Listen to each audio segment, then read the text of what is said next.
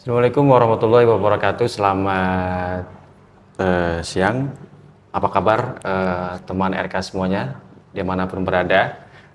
Kembali lagi di program penguatan karakter kebangsaan bersama saya dengan Teguh Suntoro.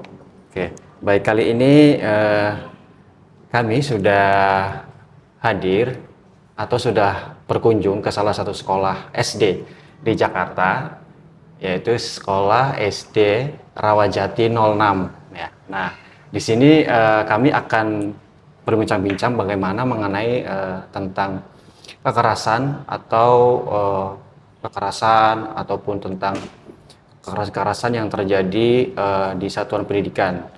Itu kira-kira seperti apa sih? Apakah kekerasan dalam dunia pendidikan itu terjadi di antar dewasa saja, ataukah memang itu bisa terjadi di anak-anak gitu, ataupun misalkan terjadi antara guru dengan siswa ataupun siswa dan siswa yang lain gitu. Dan tidak menutup kemungkinan juga tindak kekerasan itu bisa terjadi bukan hanya di sekolah ya, tetapi di rumah ataupun di lingkungan masyarakat secara umum. Baik, selamat siang Bu Nurlela. Selamat siang, Mas. Oke. Bu, jadi gini Bu, kami itu kan ada program tentang penguatan karakter Bu ya. Jadi sebelumnya kami sudah mengunjungi beberapa sekolah, entah itu SMP, waktu itu pernah di SMP 19 Jakarta Ya. gitu. Dan ini kita mencoba mengulik bagaimana SD gitu ya, pengalaman. Iya, di sekolah tingkat SD itu. Sedangkan tingkat SD ini kan dalam masa-masa pertumbuhan anak-anaknya Bu ya. Jadi kalau kita spill sebentar ya, kita mengulik sebentar Bu ya tentang perkembangan kondisi kekerasan di dunia pendidikan. Itu sudah mulai memang harus jadi perhatian kita bersama gitu. Benar banget. Iya, entah itu di dunia pendidikan, keluarga maupun di perguruan tinggi pun juga sudah terjadi banyak kan. Nah, tapi sejauh ini memang perkembangannya itu fluktuasinya sepertinya belum mendapatkan yang memuaskan ya, dalam artian masih menjadi isu-isu yang besar gitu di dalam dunia pendidikan, terutama semenjak diterbitkannya itu Permendikbud nomor 46 tahun 2023 oleh Menteri Pak Nadiem Makarim gitu. Nah, menurut Ibu sendiri, pandangan Ibu sendiri, seperti apa Ibu melihat tindak kekerasan yang terjadi di sekolah itu, baik itu dilakukan oleh guru ataupun antar siswa gitu. Bagaimana Ibu memandang ini gitu, terutama sebagai Ibu ya, pengajar di sekolah tingkat Dasar. SD ya, tingkat dasar. Baik, izin menjawab. Kalau pengalaman saya pribadi untuk terkait masalah kekerasan di sekolah, alhamdulillah di sekolah sendiri SD Rawajati 06 memang tidak ada, tapi bagaimana kita pernah hampir ada namanya anak-anak biasanya dengan bersosial media itu kurang bijak. Makanya sejak dini waktu di kelas saya mengenalkan bagaimana bermedia sosial secara bijak. Menggunakan bahasa yang bagus, buat status WA yang bagus. Saya sudah mengajarkan ke anak-anak didik kelas 6 sendiri, karena anak kelas 6 sendiri atau misalnya anak-anak yang remaja awal, bahasanya kan dia masa pubertasnya juga, masa emosinya juga berbeda. Di sini kemarin sempat hampir jadi istilahnya kenapa?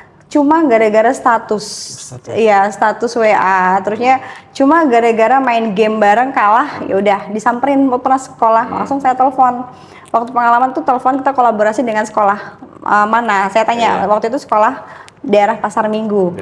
Nah, saya telepon gurunya, saya lacak, Bu kenal ini. Akhirnya tanpa karena kolaborasi kita cepat, intinya langsung kita koordinasi sama pihak sekolah sih.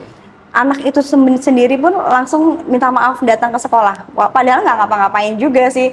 Intinya reaksi cepat kita sebagai seorang pendidik menyikapi anak-anak yang hampir mungkin itu sebenarnya udah suatu gesekan, sebenarnya udah berkunjung lihat-lihat ke sekolah, biasanya kan udah indikasi tawuran sebenarnya. Tapi ya itu kita guru lebih peka untuk mencegah, karena di sekolah kita pun CCTV kelihatan juga ada anak-anak yang memantau anak-anak murid kita Itu suatu pencegahan juga. Misalnya ada sedikit misalnya bercandanya berlebih, kita lihat di CCTV juga. Jadi itu ada suatu pencegahan juga, selain kita mengedukasi ke peserta didik bagaimana berbijak bermedia sosial, bagaimana bijak bercandanya sopan, tapi istilahnya bolehlah bercanda, tetapi tolong dengan bijak. Saya sih selalu mengingatkan gitu kepada siswa.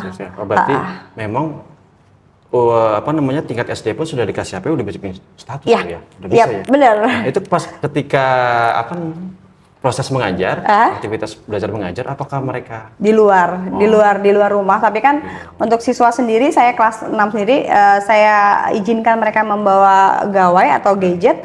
Kenapa? Soalnya membantu untuk kegiatan belajar. Karena kelas 6 itu kan sekarang sudah berbasis dengan teknologi juga kan. Jadi untuk ada diskusi kelompok, ada presentasi dan segala macam. Dia juga mengenalkan bagaimana membuat presentasi itu dengan aplikasi yang ada di handphone.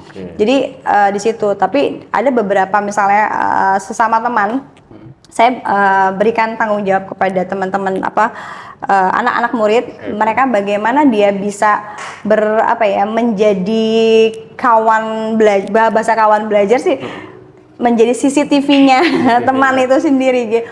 Nanti kalau ada apa-apa dari teman kamu, tolong ya informasi ke ibu. Atau kalau misalnya ada hal yang tidak baik yang dilakukan teman kamu, tolong informasikan ke guru. Intinya seperti itu, sudah diedukasikan ke pihak sekolah sih, udah sering mengingatkan di setiap upacara. Berarti memang penggunaan gadget itu tidak melarang Bu ya, tapi memang pas dibutuhkan juga ketika proses belajar mengajar ya. Oke, berarti di sini tapi khusus kelas tinggi ya. Kelas rendah enggak. Kelas tinggi itu kelas 4, 5, 6. Tapi kalau sekarang saya ngajar di kelas 6, saya mengizinkan, tapi di semester 2 kemarin. Tapi kalau ulangan harian pun pakai gadget. Pakai gadget. Karena satu, kita sudah meminimalis kertas. Jadi tidak menggunakan fotokopian lebih banyak. Kertas kan istilahnya memanfaatkan teknologi lebih efisien. Sebenarnya kita nggak perlu ngoreksi, tapi kita membahas jawaban saja, gitu sih. Dan itu kira-kira sudah diterapkan di beberapa sekolah di Jakarta gitu, seperti mungkin, tapi termasuk untuk memenuhi salah satu tugas gitu, misalkan kumpulan lewat WA misalnya gitu kan di kurikulum Merdeka ada belajar tentang masalah IT juga kan, berkebinekaan globalnya itu kan lebih luasan lagi dengan kita generasi anak sekarang tuh sudah mengenal IT walaupun tidak diajarkan di sekolah ataupun di rumah. Setidaknya sudah otodidak ya kan. Itu sih, jadi kita kontrol gitu ya. Mengemasnya, tapi jam istirahat handphone dikumpulkan. Iya, jadi kalau di kelas saya sendiri yaitu setiap belajar boleh dipakai, setelah belajar kita kumpulkan. Walaupun misalnya ulangan pun seperti itu, selesai ulangan handphone dikumpulkan, selesai tidak dipakai, kalau mau pulang baru boleh diambil tuh handphonenya. Itu sih ada bawa boleh, tapi dibatasi untuk hanya belajar. Baik, memang di sini tadi Ibu sebutkan sudah koordinasi dengan beberapa pihak-pihak seperti guru-guru lain untuk segera sekolah lain gitu ya, termasuk orang tua juga kan untuk koordinasinya. Koordinasi ke orang tua kadang ada beberapa, pernah juga hampir terjadi juga kan waktu itu sempat karena alumni. Terpengaruh dari alumni kakak kelas yang dulu yang udah lulus, dia ngajak suka main nongkrong gitu kan, lari-larian. Waktu itu sempat sama SD sebelah, akhirnya langsung kita panggilin anaknya, kita kumpul bareng sama semua kepala sekolah. Itu koordinasi juga seperti itu sekali, tapi itu tahun lalu sih, semester 1-nya kayak gitu sih. Intinya kolaborasi dari guru, kepala sekolah, orang tua pun kita informasikan bahwa anak ibu hampir, tapi belum sampai, tapi hampir, tapi indikasi kayak itu. Intinya kita sudah mewarning semuanya. Itu sih, ke anaknya apalagi ke orang tuanya kita sampaikan biar orang tuanya juga tidak kaget bahwa perilaku anaknya mengikuti teman yang mungkin tidak ada pengaruh baik. dari teman di sekolah gitu ya. Kontrol teman. Kalau itu kan hampir Bu ya. Kalau nih kita berbicara seandainya ini sudah melakukan perundungan ke temannya, dan itu sudah benar-benar jelas Bu.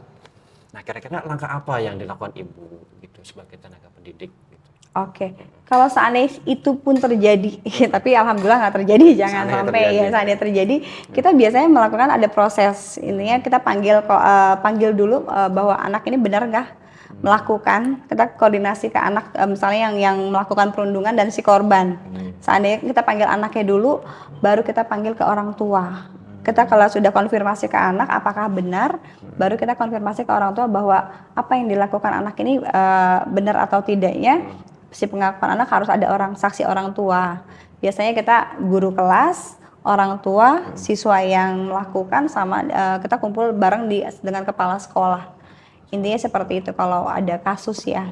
Tapi alhamdulillah sejauh ini tidak sampai gitu. Tapi ya masalah perundungan sendiri kan saya bilang masalah bijak bermedia sosial itu kayak pasang foto cuman pakai celurit, celurit cuman mainan yang katanya disemprot pakai apa namanya pilok itu kan kayak celurit beneran.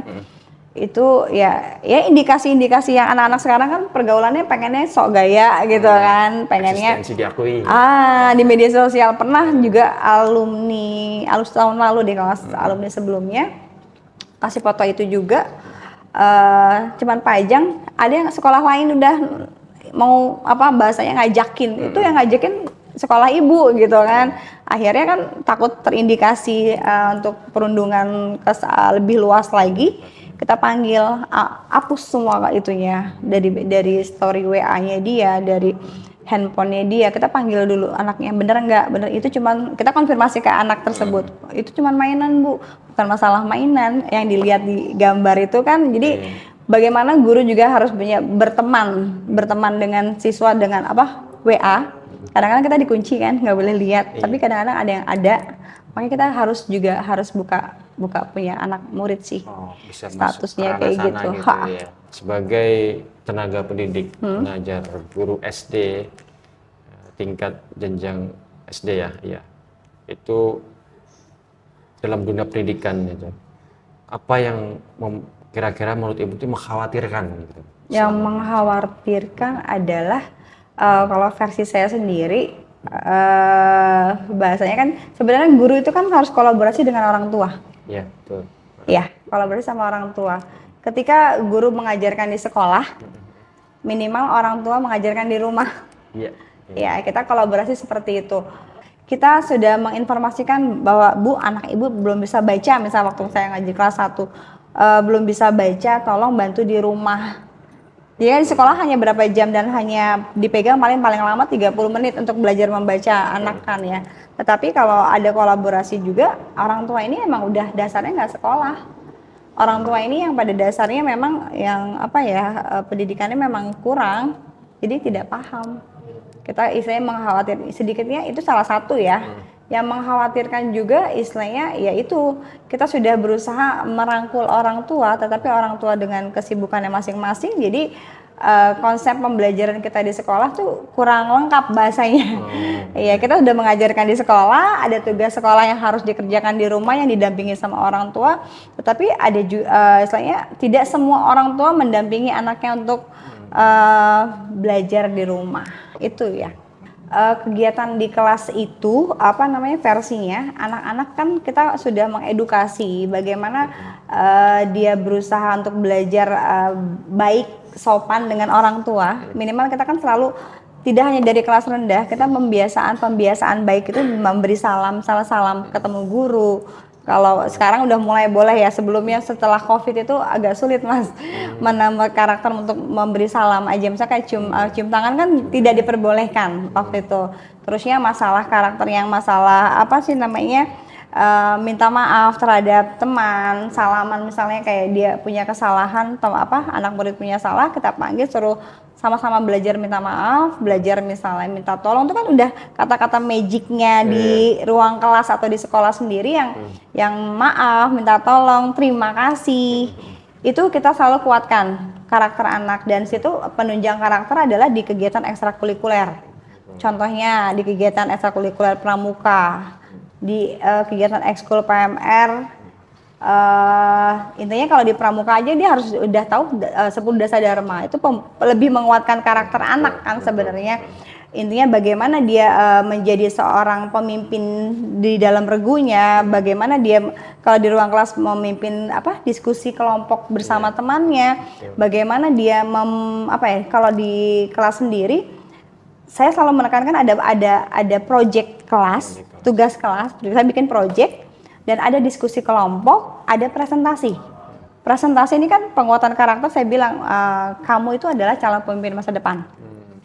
Ya kan? Jadi untuk memperkuat karakternya dia dari anak pemalu ya tidak biasa berbicara di depan kelas, minimal di depan kelas lah. Alhamdulillahnya selama setahun lah istilahnya di ruang kelas pembiasaan itu akan terbiasa nanti ke depannya dari hal yang mungkin dia tidak terbiasa, minimal jadi pembiasaan karakter itu ada suatu pembiasaan yang baik yang kita lakukan dan berulang. Benar kan? Pembiasaan baik yang kita lakukan berulang dan itu kita sebagai guru harus support, dorong, mengingatkan. Dalam kegiatan proses pembelajaran sendiri yang saya tekankan adalah project dan present. Karena tidak semua guru, tidak semua sekolah juga mungkin project ada tapi presentasi hanya orang ketua aja. Tapi kalau saya tidak harus ketua kelompoknya, tapi untuk anak murid semua harus berbagi belajar presentasi di ruang kelas. Ya, jadi dia berani berbicara dari suaranya pelan sampai dia bisa berbicara lantang di depan teman-temannya. Di pramuka sendiri bagaimana dia harus bersikap disiplin waktu, disiplin kan nggak hanya di pelajaran ekskul, tapi di ruang kelas sendiri kamu harus datang sebelum jam 7 misalnya kan. Kita biasanya salaman, budaya salaman tuh kita jam guru itu jam 6 sudah menyambut siswa. Untuk karakter ya istilahnya menyambut siswa di depan gerbang 5:30 sampai 6:30 lewat, kadang-kadang jam 7:15 kita baru bisa meninggalkan pintu gerbang kalau guru piket. Ya, jadi anak-anak wajib intinya menyapa gurunya dan salaman biasanya kayak gitu sih. Nah, menurut Ibu apakah misalkan kita memberikan pemahaman ataupun keterampilan kepada orang tua ataupun sivitas sekolah selain guru, mungkin itu entah pegawainya, stafnya itu untuk mengikuti juga dalam artian mengikuti pemahaman ataupun di sini adalah kita sebut pelatihan gitu ya, melalui pelatihan untuk lebih menanamkan jiwa perkesadaran, memberikan pemahaman, keberagaman dan terutama menanamkan perilaku praktek baik ya, praktek baik untuk menghormati, terus keterbukaan gitu kan. Menurut Ibu setuju gak seperti itu? Sangat setuju. Intinya setuju. Kenapa? Kita pihak sekolah biasanya sebelum tahun ajaran baru ada rapat juga untuk penguatan kita sebagai warga sekolah. Intinya guru atau misalnya penjaga atau misalnya operator sekolah, kita rapat bagaimana visi misi sekolah yang harus kita jalankan untuk setiap siswa, untuk setiap tahunnya harus ada perubahan lebih baik mengarah penguatan karakter ke peserta didik. Selain dari situ juga kita mempersiapkan bagaimana kita tahun ini kolaborasi sama pihak mana. Selain kolaborasi sama orang tua tuh wajib memang setiap tahun ajaran baru kita pasti koordinasi dan kolaborasi sama mereka terkait program-program di sekolah. Tetapi di luar dari program itu pun kita misalnya kalau penguatan karakter kayak tahun lalu kita ada koordinasi dengan pihak Polsek Pancoran, bisa mengedukasi dari Polsek tuh datang ya mengedukasi anak-anak istilahnya terkait tentang masalah perundungan, masalah bullying, bagaimana pencegahan, itu ada edukasi sendiri. Kita kolaborasi sama pihak yang berwajib mengenalkan bagaimana sanksinya, apa sih yang ini kamu masih kecil loh, maksudnya masih di bawah usia gitu, walaupun kamu tidak, tapi minimal dia punya pemahaman batasan-batasan yang harus dilakukan itu sih. Oke. Tentang pengembangan modul penguatan karakter bagi praktisi pendidikan. Jadi maksudnya itu bukan hanya seorang guru saja, tapi memang orang tua pun mencakup ataupun teman-teman komunitas ataupun sivitas yang ada di satuan pendidikan itu bisa ikut terlibat. Kenapa Ibu bersedia gitu untuk terlibat di pengembangan modul tersebut gitu? Dan apa harapan Ibu nanti ke depannya dengan adanya modul tersebut? Oke, masalah ketersediaan saya ikut tergabung dalam pengembangan modul itu sebenarnya senang banget dapat kesempatan untuk bisa bergabung dengan rumah kebangsaan terkait perkembangan modul. Satu, buat saya sebagai bahasanya warga negara ya, intinya saya pun sebagai orang tua, sebagai guru juga istilahnya, bagaimana karena Indonesia itu beragam, Betul. ya kan, beragam baik agama, suku dan segala macamnya. Bahasanya kita memang di Indonesia tuh kaya semuanya, kayak ilmu pengetahuan dan semuanya ada di Indonesia, kayak bagaimana mengenalkan bahasa yang banyak di Indonesia, budaya seperti itu. Jadi pokoknya masalah pengembangan modul tuh seneng, dan itu adalah suatu ilmu yang harus saya terus gali, terus saya selalu kembangkan di ruang kelas ataupun di rumah sebagai orang tua di rumah. Jadi masalah pengembangan pembelajaran sendiri untuk memperkaya keragaman yang ada di Indonesia, bagaimana kita mengajarkan ke anak sendiri dan masalah ke siswa apalagi. Jangan sampai ada masalah intoleransi, kita harus bertoleransi, bagaimana kita memberi atau banyak bergaul dengan siapapun, dimanapun. Orang itu adalah semua orang tuh baik. Ya, berbuat baiklah kepada semua orang, versi saya seperti itu. Kepada anak didik saya seperti itu. Bahwa kamu, kalau ke anak didik saya mengingatkan bahwa di sekolah itu beragam, suku beragam, perilaku beragam, terusnya sikap dan bahasa pun kadang-kadang logat beragam dengan bahasa. Kalau dari daerah tertentu, apa loh gitu kan, dengan bahasa kayak gitu aja udah ada yang bilang nantang, tapi buat bahasanya dia menyampaikan tidak sebenarnya kan. Jadi memperkaya dengan memperkaya pengetahuan lah intinya, di memberikan informasi sebanyak-banyaknya ke peserta didik, sebanyak-banyaknya ke rumah. Intinya alhamdulillah juga saya juga punya teman juga beragam. Intinya walaupun sesama ibu-ibu ya misalnya berbeda agama, sama teman guru juga ada berbeda agama, itu pun saya sempat memberikan bahasanya memberi pengalaman, memberikan ruang bahwa di kegiatan ada satu kegiatan kolaborasi di sekolah terkaitan dengan, waktu itu pernah dokter kecil, ada satu di sekolah sebelah adalah guru UKS-nya beragama Hindu. Saya kolaborasi pihak juga sama pihak puskesmas waktu itu.